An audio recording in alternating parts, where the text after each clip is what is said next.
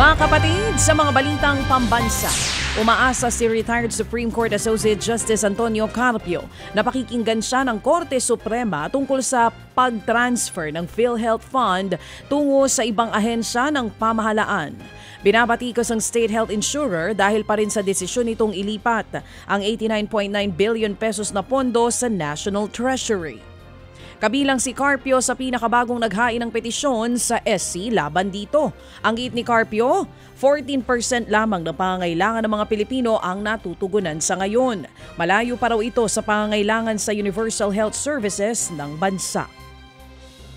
I'm hopeful na they will see the light and they will issue the PRO kasi napaka sama ang mangyari. Kawawa yung taong bayan, nangangailangan sila ng mga gamot, nangangailangan ng yung dialysis. Ang daming kulang talaga. Yan po ang tinig ni retired Associate Justice Antonio Carpio. Samantala sa ibang mga balita, iginiit ni retired Supreme Court Associate Justice Antonio Carpio na kulang ang batas tungkol sa pagbabawal ng political dynasty sa party list. Sa panayam pa rin ang programang ito, sinabi ni Carpio na panahon na para talakayin sa Supreme Court ang kawalan ng anti-political dynasty law. Hindi raw sapat na baguhin ang party list system para matuligsa ang dynasty sa mga distrito.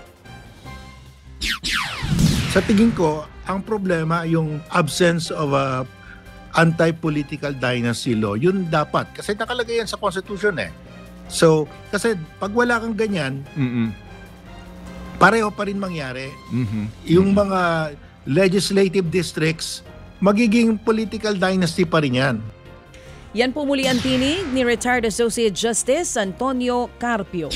Muli namang binuksan ng LTFRB ang aplikasyon para sa mga consolidation sa ilalim po ng Public Transport Modernization Program o PTMP. Ayon kay LTFRB Chairperson Teofilo Guadis III, maaari nang makapaghain ng aplikasyon ng mga unconsolidated public utility vehicle drivers at operators.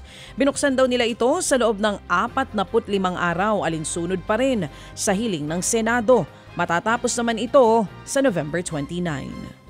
Ted Filon at DJ Chacha ngayon nasa Radyo 5 92.3 News FM Monday to Friday 6 to 10 a.m.